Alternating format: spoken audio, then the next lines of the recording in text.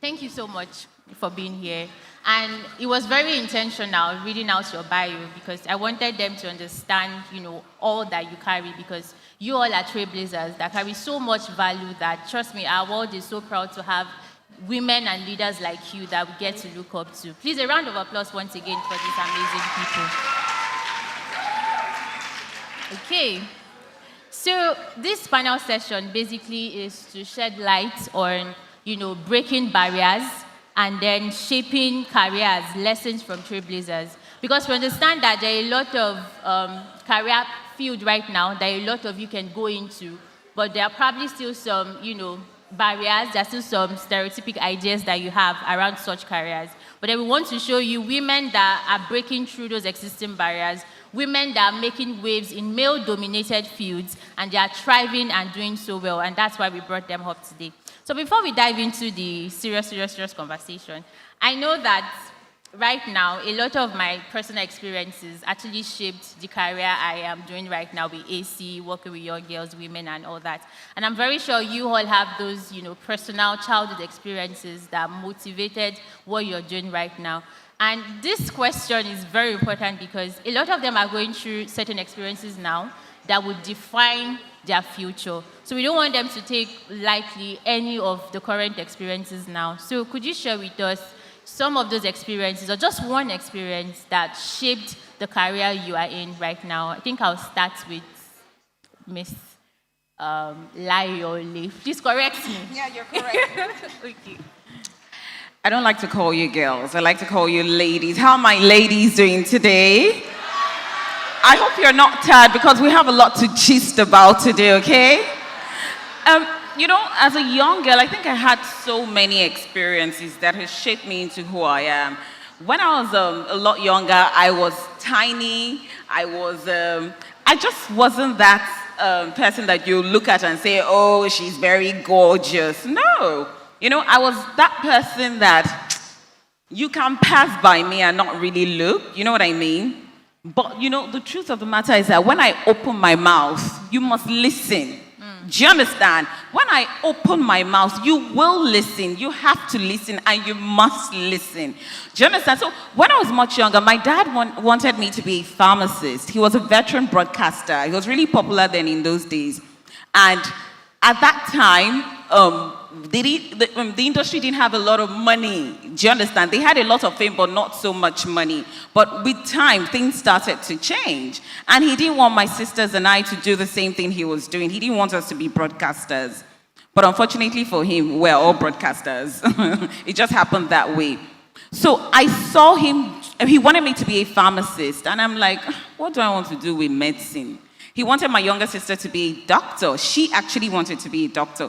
And then he wanted me to be a pharmacist. So we'll work hand in hand and build a big medical empire. But I didn't want that. I'm the one in school that talks a lot. I'm the one in school that when it's time to debate, they will call me. Do you understand? I'm the one in school that when it's time to act, they will call me. I'm the one that has an opinion. Do you understand? I'm the one that is that go-getter. When it comes to acting, when it comes to talking, when it comes to debating, everyone is calling loyally. Do you understand? So how will I go to science class? It wasn't working for me, but you know how I did it? I spoke to my mom to talk to my dad. Do you understand? It wasn't something that happened immediately. Do you get? So they kept on talking to him, and he was like, okay. Let's see how this goes. I was in science class, so I ended up going to science class. But when I was in university, I was like, you know what? This thing is not working for me. Physics is very difficult. I don't have that brain for physics. Do you get? But the thing about me being young, as a young star, I just realized that I could talk a lot. I had an opinion about a lot of things, And, when they tell you guys that school is a scam, school is not a scam. Oh. School is not a scam at all. That is what separates you from other people. That's what differentiates you. That's what makes you different. That's what stands you out. That's what makes you make that mullah. I'm not saying that if you don't go to school, you'll not make money. But there's a higher percentage of you owning it, having your money, making it, going global. Do you understand? Doing great and mighty things. So as a youngster, I just realized that I could talk. I could speak. Do you understand? That was in, I think it was in secondary school. I didn't even know it. It was my friends that were always calling on me, Lyle, you represent us. Lyle, be this, be that, be the social prefect. Do you understand? And that's how I decided that, you know what? I want to act. I want to be a broadcaster. Do you understand? I think I can face a crowd. I think I can be on television. I think I can act. So I joined drama club. What they call it in school, I can't remember it right now. I joined, and that's how my journey started. In fact, right now, my friends that I still keep in touch with, the ones in secondary school and university, they said, see, you are doing what you were born to do. There is no difference. Like, Lily, this is what, we can't even believe that you pursue this thing. This is what you're meant to do. So there were little things about my life when I was a lot younger that sort of like channeled me into the person I am today. Wow. Thank you so much for that. I think one thing that stuck with me from what you said is the fact that, we all have that natural abilities, those little things that makes you stand out, from the crowd. And it's important at this young age for everyone to note those things because it's literally going to shape your future. So, but if you don't identify that right now, if you don't identify that potential that you have right now, you won't be able to harness it and make it better for you to make that moolah, like she said earlier. Thank you so much for that. So, Mrs. Grace, what was your story like? My story is very long, and I can see some people are already sleeping. Can we? So I'll try to summarize. Yeah. How many of us know petrol station attendants? People who pump petrol into cars. If you do, raise up your hands. Okay, great. So that was my future ambition when I was a child. Wow. Yes, so you know why? Because I watched on television a commercial where the girl, she was wearing a very short skirt. And, she was cleaning the car. Those who were, if you grew up in the 80s, you know what I'm talking about. How many of you grew up in the 80s? Okay, so you see, I'm sure most of you are not even born. But for those of us who were born in the 80s, that commercial was something that stuck with me because I was a visual learner. Some of you, I'm sure, today are visual learners like me. I wasn't good with arithmetic or, things like that. But you put me in front of a screen and I absorb everything.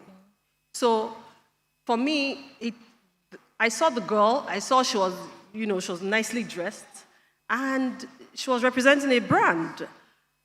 And I just felt that was the right thing I wanted to do until I got to speak with my uncle who said, oh, what do you want? And I told him, he looked at me like, what are you saying?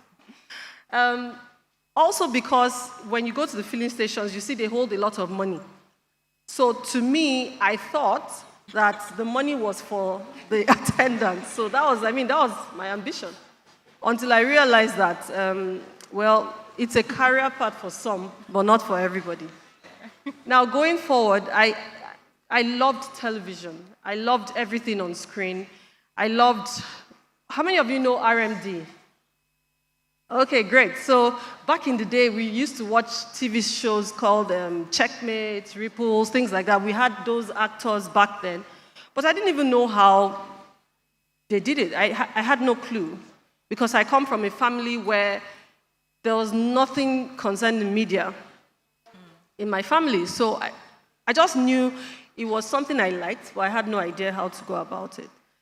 Now, getting into university, first in the secondary school, when you guys have inter-house sports competitions, I did not know how to match. People will be matching left, I am going right. My leg was always going the wrong direction. So, they just had to help me. And they made me the queen of my house, greenhouse at the time. So they gave me that position, and I took it with all my heart and my life. I made sure that I stood in front of my house and I put up a show. Guess what? For the first time in many years, my house won the inter-house sports. Wow. And my house master was like, you know what, there's something about you that has to do with the creative industry. I didn't know what he was talking about, really. But he said, that's somewhere I should consider. Well, I didn't really take it to heart. Eventually, I tried to get into law. It didn't work out, so I ended up as an English student. I was studying English on my own. Jeje, right? You know what jeje is mean? Like, I was just by myself. And then people just started coming to me. Oh, do you know you can be a model? Oh, do you know you can be a beauty queen? Oh, do you know? And I'm like, I don't even know what they do. I didn't even have a clue. And somehow, by happenstance and all, someone got to meet me. How many of you know AY, the comedian? Okay, so that was my very first manager because we went to the same school. And he took me for a pageant in school. I was a university queen, and then I went for Most Beautiful Girl Nigeria, and I came second place. So, thank you. What you see, pageantry is not just your looks. It has to do with your brains as well. It has to do with your intellect. So there's a lot of drilling and all of that, which you go from stage to stage, and then I was able to scale through. And guess what? I also started modeling after a while, but I knew there was much more that I could do, but I didn't know how I was going to go about it. Yet again, AY to you guys, but Ayo to me. And at the time, my friend Tina was going for an audition at Zebejiro's office. I hadn't been to, I didn't even know what it was. I didn't even know what a script looked like. And in fact, that was the day my career path actually took off. So I went with my friend, with Tina and with Ayo, and there was a movie script called Tears in Heaven. So I was given the script to help my friend. I wasn't the one who was going for the audition. But guess what?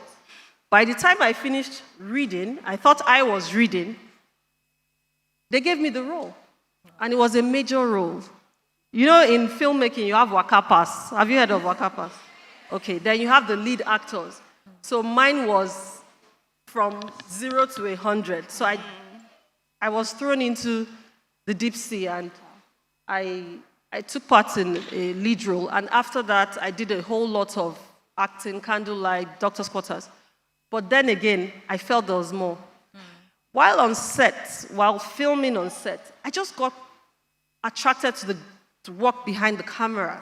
The stories, how they come together, how the director gets the job done, you know, the producing and all of that. I just got so attracted. However, like our topic today, it was a sector that was male-dominated.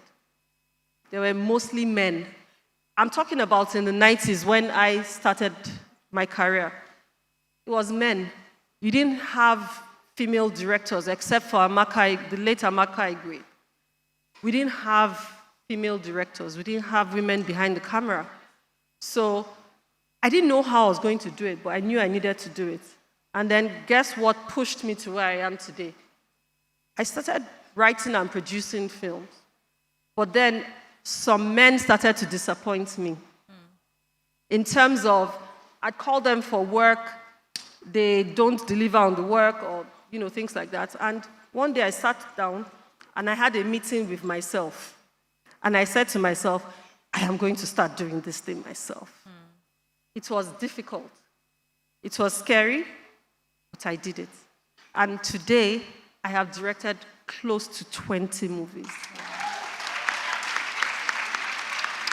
So, taking a chance on myself shaped me today.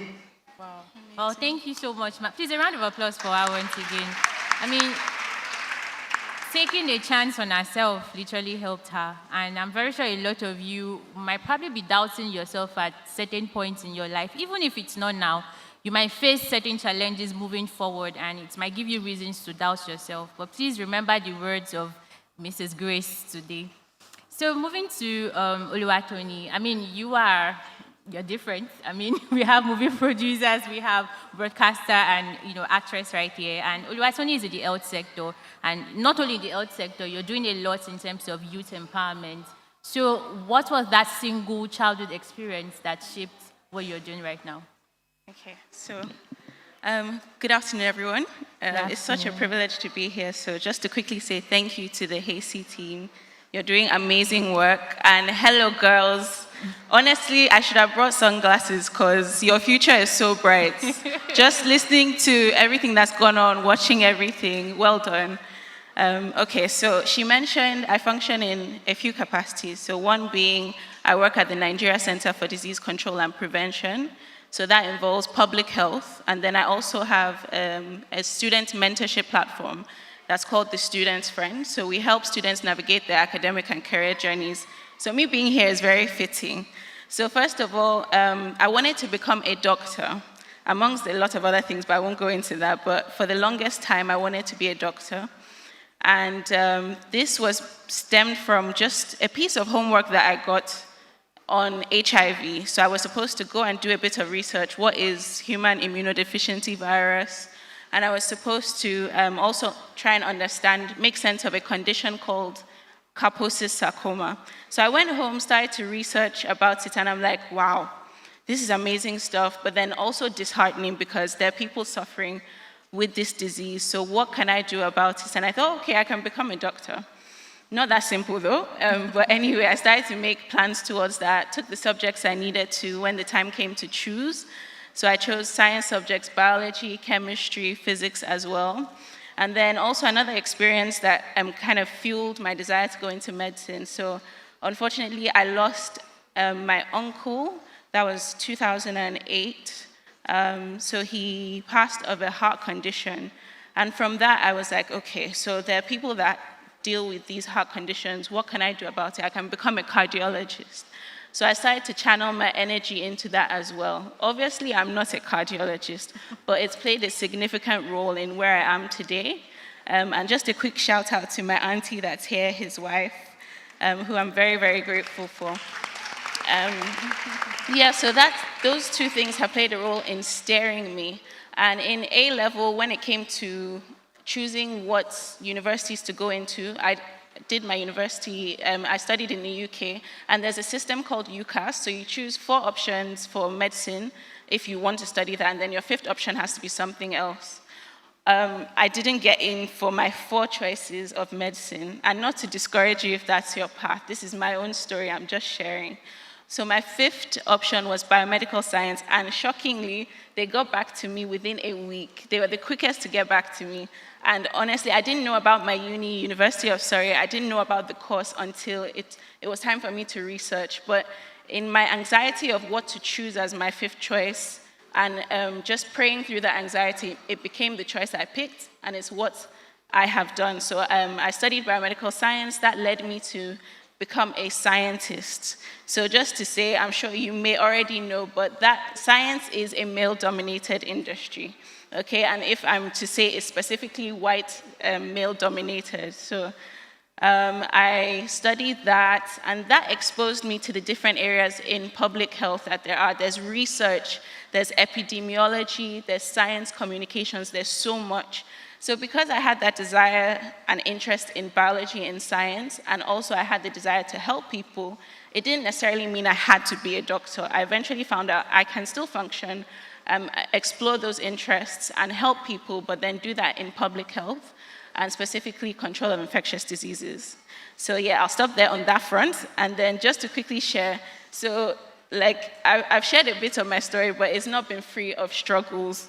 So I'm sure you all know education can be a struggle. It's important, but it can be a struggle, just getting through, navigating academics, figuring out what should my future look like. So in A level, rather the transition from secondary school to A level for me, it was like a huge slap. So I went from being an A-star student to getting D's and E's, and I'm like, what really happened? Like, what's going on? But it just, for me, I needed a mindset shift to understand that, okay, even though I'm coming from a system where I learn, like taking the knowledge and just spit it back out in exams, there's a way of critical thinking that's needed. There's a way to apply knowledge. So A-level basically taught me that. Thank God, thankful to friends as well that helped me just with the subjects I found I had difficulties in. So that has played a role in me understanding that, okay, we actually need help. I wish I had someone at that point holding my hand, telling me, okay, no, you can improve in your academics, or you can, even when your desire to do medicine starts to decline, no, you can look into other opportunities in public health. So that's what my mentorship platform does, help students see that there are more opportunities and also that there's a way to succeed even despite the struggle. Yeah. Wow.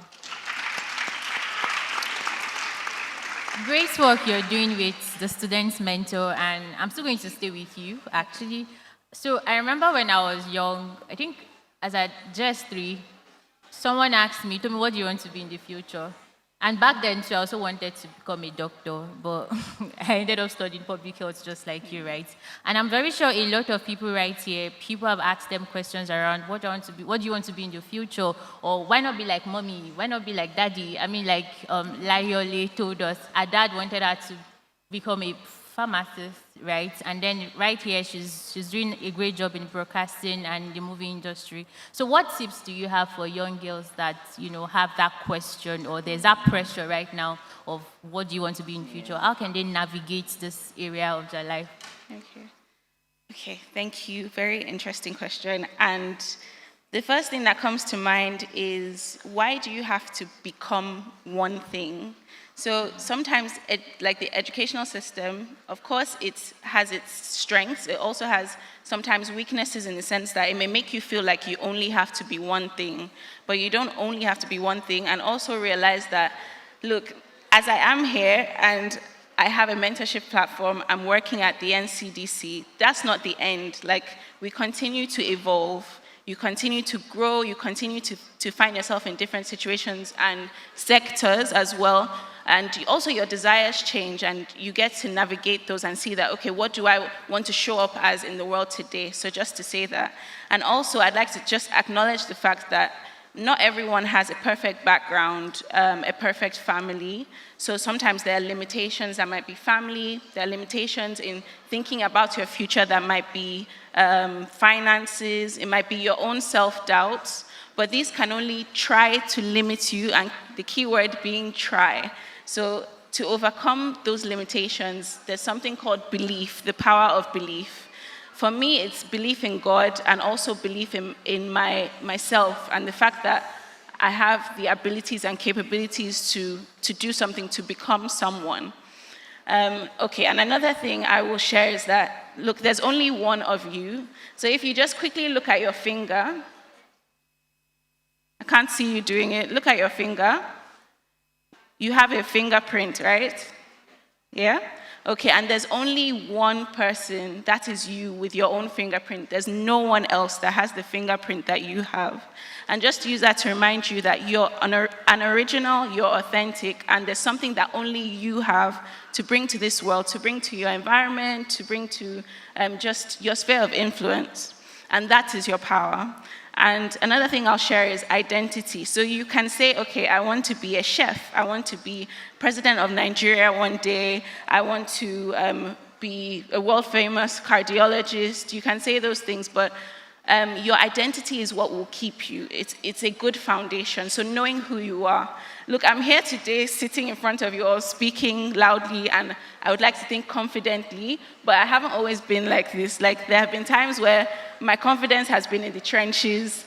I didn't know, I would second guess myself, not know who I am. But over time, I've learned that I am loved, I'm capable, I'm a masterpiece, I'm who God says I am as well. And that will carry you. So whatever you decide to do, your identity and knowing who you are will carry you. And also an important thing to do, which we've heard a bit about today, is knowing your passion, knowing your interests. So have you taken some time to think, okay, what are my strengths? What am I good at? What do I love doing? What are the gaps in this world that I could potentially fill? And what can I get paid for? Because that's an important thing. You need money, right? So think about those things. It's actually a Japanese concept called ikigai. So those 4 things: what am I good at? What do I love? what can I be paid for, and what are the gaps in this world? So you can think on those things. Actually take the time when you leave, please, and write those down. It will help you think. And the next thing you can do from that is start to plan, research, use Google, read books, ask people, what are the opportunities in line with your interests? And start to make a plan towards getting to that destination I'll use for lack of a better term at the moment. What are the things that will take you to that place? And start to do those, start to ask for help if you need help to get to those places. And I know I should round up now. So I'll round up saying that you need people. So don't discount the fact that you need to walk your life's journey with people and make genuine connections. So sometimes we hear about, oh, you have to network. You might not be at that phase just yet, but eventually you hear that, oh, you need to put yourself forward and network. But no, yes, but know that you have to develop genuine connections, not just because you need something from someone, but get to know people, get to learn from people, get to expose yourself to who people are, of course, in a safe way. And this will help you in just navigating and choosing the career path for you. Okay. Thank you so much, Oluwatoni, for that. I'm going to continue the conversation with the very first point you said about you can be more. Why be just one thing when you can be a lot of things? And that's something about Layoli's profile. You know, you're doing a lot of things. You're a broadcaster, you're a manager. I mean, I was reading your profile personally. I was like, wow, how are you able to do like a whole lot of things like at the same time, right? And I'm very sure you're who you are today, not only because of your art skills. So not only because you can act, not only because you speak well. There are other soft skills that, you know, you built while you were growing up as a girl child that has literally helped you to be who you are today. You know, she said something about people, like you should not despise people, you should have a good relationship with people. And I'm very sure that's also one good soft skill that might have also helped you, you know, moving forward. So what are those soft skills that you would like to share with these young girls that they can start building right now? You know, I'm super excited about this particular question, and well said, Oluwatoni, because I was going to buttress what she said, and I think she said so much, and I was just agreeing with her because that's basically me. Now, when I studied mass communication in the University of Lagos, and that's to tell you that I was a science student too, so I had no business with mass comm, but I ended up studying mass comm after my mom was able to convince my dad in university that, look, this is what this girl loves to do, let her do it, you know, with a lot of talking and all. So guys, listen, I studied mass communication, and in mass comm, in Unilag, I know in other universities, if you're in mass comm, it's either you're doing broadcasting. You know, mass comm is divided into like, who is studying mass comm here? Oh, okay, sorry. Someone Who is in social sciences? Arts class. Arts. Who is in arts? Okay, hey, these are my people. I'm talking to some of my people. So you know what happened? I was in science class, so can you imagine? I had nothing to do with mass comm. But by the time it was time for me to go to the university, I had to talk to my mom, blah, blah, blah, and all of that, and then I was allowed to do mass comm. Now, mass comm, when you're in mass comm, they teach you broadcasting, they teach you journalism, and they teach you public relations. Do you understand? In other universities, I think after year one, you split and major in either broadcasting, journalism, or public relations. But thankfully, in University of Lagos, we do everything. They do not separate it. So here I am. I love broadcasting. I love speaking. And then I did broadcasting. And of course, I wanted to be on television. I wanted to present an entertainment show. That's what I love doing. I did that for about, I think, 10 to about 12 years. Listen, I started in MITV with my sister because we're all broadcasters. So my younger sister and I started a show called Stardust. Then I moved on to Silverbird, where I started presenting the Cadbury Breakfast TV show. Now, after a while, Cadbury, I think they didn't want to sponsor the show again because I think they were having some internal issues and all. So the show was cancelled. And then Silverbird now took me in as a full staff. So imagine if at that time, I went into Silverbird just as a presenter. I didn't know any other thing. I only knew how to talk and how to present. But along the line, I realized that, see, I can't just be a broadcaster. I tell people that, don't put me in a box. There are different layers to me. God has put so much in me and so much in all of you. I realize that God doesn't give us just one skill set or one gift set. If you look deep inside of you, people will even tell you, there are certain things about you that you may not even realize by yourself. Do you understand? What's it called? So, I mean, look at yourself. See what else you like to do. So, mommy and daddy might say, be a doctor. You can't be a doctor. There's nothing wrong with that. But don't forget that you can also make people laugh. Yeah. Don't forget that you also know how to write. Do you understand? I mean, she didn't study script writing. She studied English. She didn't study movie production. She wasn't into theater arts. She wanted to be a doctor. But she's doing something related but totally different. Do you understand? Now, after that, I started, I didn't just sit down in Silverbed and say, oh, I'm a presenter, and that's it. I was watching. I was learning. I was learning how to produce. I was learning how to write scripts. I was learning how to direct. I was learning so many things. So after I left, and while I was in Silverbed, I made sure that, I don't know, that's how I was brought up. So if I'm going to interview a celebrity, or if I'm going for a big red carpet event, I am nice to everyone. I'm very humble because humility takes you far. Do you understand? There's nothing, you can't get anything by being proud. Do you understand? So I am nice to everyone I come across. I'm saying this because it's going to lead somewhere. So everyone I met, almost everyone I met. Now, okay, what's it called? An example, Wizkid I know Wizkid. Do you understand? Now, I didn't know Wizkid by being forceful to be his friend. I knew Wizkid because Wizkid was an unknown artist then. He was always going around with Banky W because Banky W was trying to introduce them into the industry. So I realized that on the red carpet, a lot of people will not interview Wizkid. Everyone is rushing to interview Banky W. Do you understand? But me, I will interview Wizkid because I realized that this guy is young. He's talented because he'll do he'll ad-lib for us on the red carpet. Do you understand? So I'm like, you never know where this guy will go. You don't know how big he's going to be. So while other TV presenters, all the red carpet hosts were not interviewing him, I'll interview him. Do you understand? And now I can walk into his house. In fact, the last time I went to his house, that was a couple of years. He dashed us money, my friend and I. Do you understand? Yeah, so be nice to people. Now, some of the big people, some of the biggest clients, while I left Silverbed, I was getting to know a lot of reporters, a lot of newspaper pressmen, a lot of other TV presenters. Do you understand? So I had my network with them. So by the time I left Silverbed, I walked into Silverbed as a TV presenter. I walked out as a powerhouse. You know why?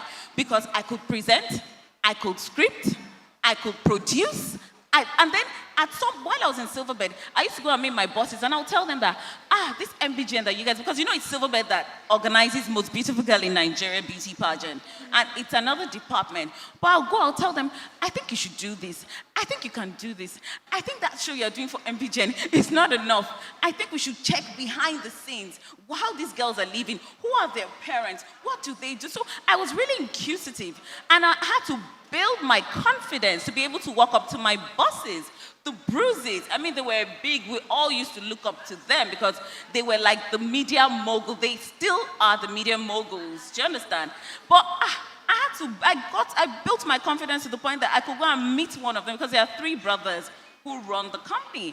I built my confidence to the point where I can go and meet them and tell them, sir, I think you should do this with MBGen. I think you can do this with a pageant. I think you can reinvent it. I think we can do that. And before, my dear, they had brought me into the pageantry side of MBGN. At some point, I started judging. You know when the girls come for auditions, and then you have to pick 36 girls to represent us in the pageant. I became one of the judges. That's a normal TV presenter that I came in. I started being one of the judges.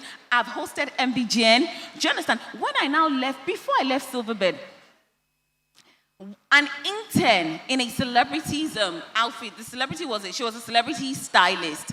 She had a lot of interns with her. When I go there, I say hello to everyone. I greet everyone. In fact, one of the boys there, the boy that I eventually became friends with, told me that I'm the only celebrity that comes there that even greets them. Others, they greet them and they don't even answer them. Do you know that this boy brought someone to my house? And this lady she had produced her movie, and she needed a PR agent, a PR guru to do it. So when they came to my house, they came very late at night, and I was telling them, oh, this is what I think you should do. Do you want this movie to be big? And from my experience in Silverbed, I think you should do this, do radio, do TV, do that. And she looked at me, and then I started telling her, oh, there are a lot of good PR gurus in Nigeria. Use this person, use that person, use this person. She looked at me, she was like, no, I think you should do it. You've told me everything to do. Why are you referring me to someone else?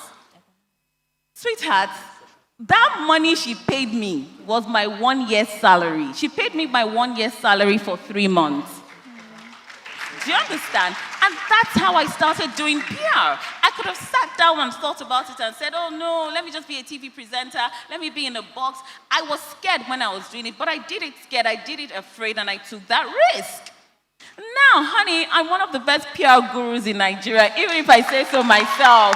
I'm handling some of your faves. How many of you know Shags? This is his manager. How many of you know Prissy? This is her manager. How many of you know Iyabo Ojo? This is her manager. How many of you know Faith Murray on Real Housewives of Lagos? What are we talking about? God has put different skill sets, different gift sets in you. Don't allow anyone bottle you up. Don't allow anyone tell you that you can't do it. Don't allow anyone tell you that you can't achieve it. Do it scared, do it afraid, just do it, okay? See, in COVID, when it was time for COVID, you know we were all at home, right? We're not on set, we're not acting, we're not presenting, we're not doing anything. It was the money my percentage from, you know, Iyabo is a TikToker. Prissy also creates content. Now, advertising agencies who pay for billboard adverts, on radio adverts, and television adverts realize that people are not driving, so they can't see the adverts on billboards. And that's when they realize that, everyone is on Instagram, everyone is on TikTok, everyone is on Twitter. So they came to me to get them Iyabo, to get them Prissy, and to get them other celebrities. So I was sitting down in my house, crossed my legs, and I was making money. So imagine if I was just saying, I just want to, you guys are seeing Prissy, you are seeing her do pictures, do videos. That girl is making money, I can't just tell you how much she's making, So if you want to be a TikToker, yeah, you can be a doctor and be a TikToker. Let that be your side hustle. Do you understand? You can do other things. I mean, don't put yourself in a box. When they ask me, what do I do? Or they put broadcast, I say, no. I'm a broadcaster extraordinaire. I'm a producer. I'm a PR guru. I'm a star maker. Don't put me in a box. I do so many things. But guess what? I did broadcasting for so many years. I convinced people without reasonable doubt that I'm a good broadcaster. Then I now started branching out gradually. Thank you so much. This is a round of applause for her. Okay, so because of our time, we're just going to take one last question, and that will be for Mrs. Grace. That's going to be the final question. So, Mar, looking at so many years that you've done in the movie industry, you're not just a producer, you're also a mother, you're also a woman. You were once a girl child. What would be that last word that you would give to all these young girls that are seated here today in terms of their career? Okay, some people are still sleeping. And I'm wondering why. You're hungry, is there lunch for them? Is there lunch for them? Yes. Okay, so there's lunch coming. What did it? No, there is lunch for you, so don't worry. You are tired, right? Yes, so we're going to do this in just 1 minute. And okay. Yes. All right, guys. Okay. So, there are a lot of things that people would say to you. Sweetheart, I know you're tired and hungry. Trust me, I feel you. I feel you right now. Okay. I know. We are going to be done in the next 10 minutes. Yeah? 10 minutes and we are done. 10 minutes. I promise you, 10 minutes we are done with all this program. Yes. Okay. So let's just, Okay, just 1 guys. minute. Don't worry, you're going to eat and you'll be full. But let me tell you something. This hunger that you are feeling right now, ahead of you, there are many times when you'll be working, you won't even remember food because you have targets to meet and you have deadlines to meet. So food will just be, one of the things that you remember later. Anyway, so as a girl child, I was once like you. I went to a school called Federal Government College Odobolu. Was one of the 3 secondary schools I attended. And at that time, I wasn't really clear. We had guidance counseling, but I didn't utilize it at the time. You have the chance now to speak to people, to speak to mentors, to speak to people like her, speak to people like Rhoda, who is not here, to help you. Because there are a number of things that you can do with your lives as you progress. The beautiful thing about life today is that it's not until you are 30 or you are 20 before you actually start making money or before you become successful. Even at your age, there are people at your age today who are making money already. There's a young girl who is a comedian, who is a YouTuber, the girl with the low cuts, the comedian girl. Emanuela, yes, thank you. So, Emanuela is probably richer than maybe 50% of the adults who are sitting here right now, right? And she's your age, I want to believe, or maybe a little older or younger, I don't know where to place her, but she's already making money, right? But that's because there are people who supported her or she found her calling early. So, already, wherever you are, whatever it is that you have in your head, don't tell yourself, I can't do anything. You can do everything. There are many things that they'll tell you, oh, it's for boys alone. If you want to do it, do it. She's mentioned that I'm a mother. My son is here. My husband is there. My son is there, over there.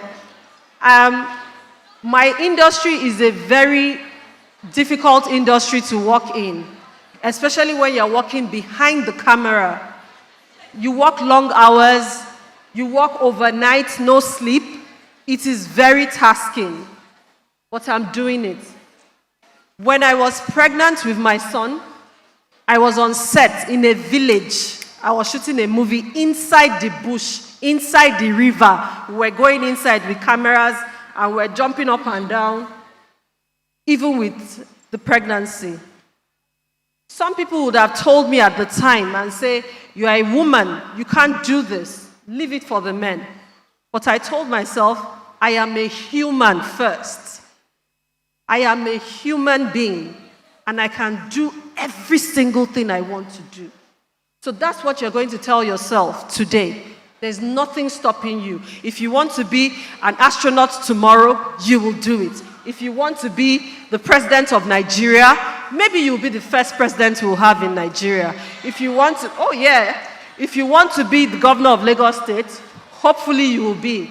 So don't limit yourself. Tell yourself, I can do everything because I have what it takes to be super in all I do.